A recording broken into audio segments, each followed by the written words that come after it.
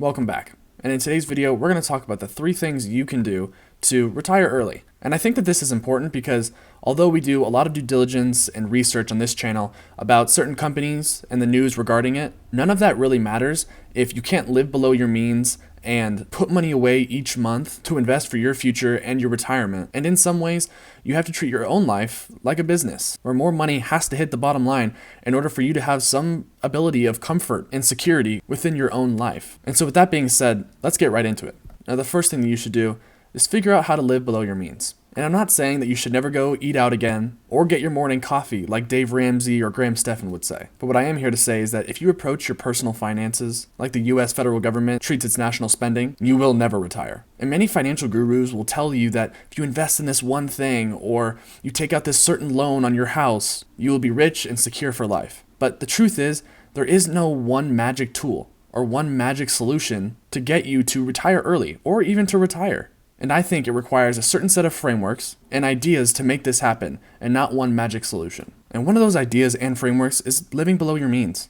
And if you are unable to live below your means, you will never retire, much less retire early. And there are many ways to do this. But what you first have to do is sit down and look at what you spend your money on, and then see what you're spending the most of your money on. And some people have to cut back their spending in certain areas, and certain people in others. And to illustrate this point, let's take a look at these 2 hypothetical budgets of Jerry and Jennifer. Now, in this example, we can see that Jennifer makes over $1,000 more a month than Jerry does. Yet she ends up with less money to put away for her savings at the end of the month. Why is that? Well, let's build out the profiles of these people. Well, Jennifer has her own side business to make some extra money. This also gives her the feeling that she is doing more than her peers and can splurge on some other things in her life, like going out and drinking every weekend with her friends, or buying a few nice pieces of clothing every month. She didn't go crazy and buy a huge house that she can't afford, but she did buy something that she could grow into over the next few years, and that costs her an extra $500 a month. And she buys coffee every day before work and is also subscribed to Disney+, Netflix, HBO, and has a gym membership. Jerry, on the other hand, has no side gig and takes home 20% less than Jennifer. He feels like he should be more disciplined with his money, but he can't help but buy coffee a couple times a week and go out for a date night once a weekend. He doesn't buy clothes very often, probably once every couple of months, and he loves Star Wars and Marvel, so he subscribes only to Disney Plus and happens to also have Netflix.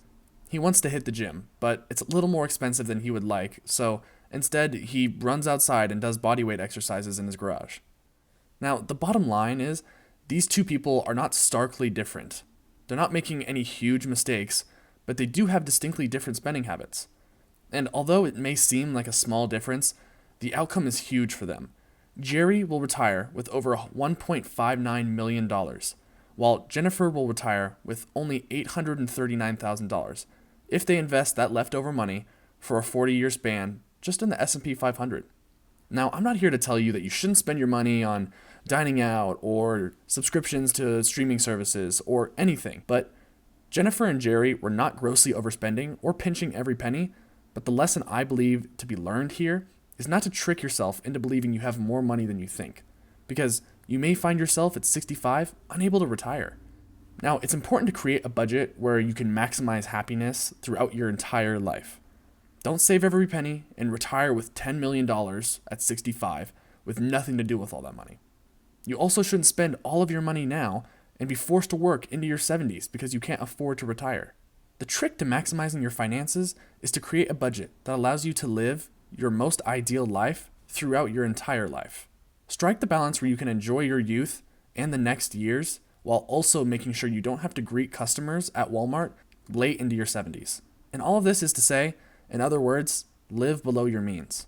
Now, many financial experts and professionals, often known for offering unsolicited advice, a bit like me, I suppose, love to tell you that if you take advantage of this one special way to buy a house with no money down or start drop shipping, you will never have to worry about money again. However, the majority of your financial problems can be solved by not doing, just as much as by doing. Now, let me explain that. Avoiding significant financial mistakes can be a key strategy to achieving an early retirement. Making wise decisions about investments and debt management can significantly impact your financial future. By steering clear of major financial blunders, such as overspending on unnecessary luxuries, accumulating high interest debt, or making wild, risky investment decisions, you can amass enough savings to retire early. The point is, if you don't buy the brand new car, rent that apartment you can't afford, or max out your credit cards, you can set yourself up for financial success, which will make it far easier to retire early. Now, the third thing to do to retire early is to contribute to your Roth IRA and a taxable brokerage account.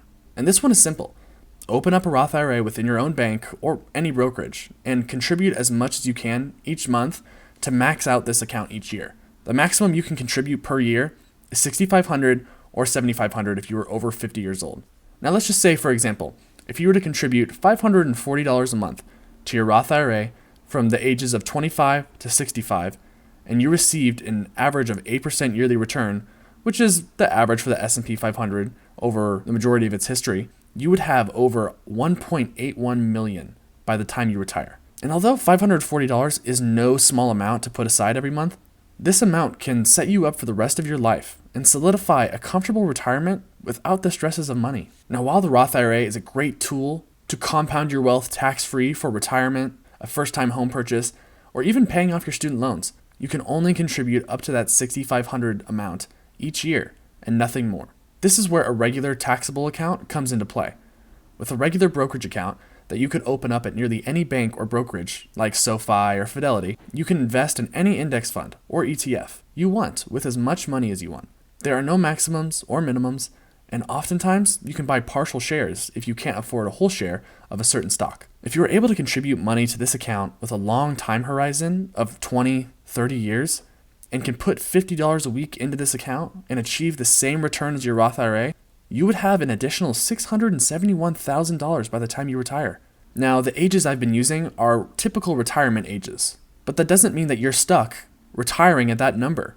There's many things you can do to change the trajectory of when you retire. For example, you can increase the amount of money you're putting into your savings accounts, your investment accounts, or you can increase the amount of return that you receive by investing in something that has slightly more risk and maybe not having bonds in your portfolio. The point is, there are many things to do, and all you have to do is plan ahead of time and have a little bit of margin of safety.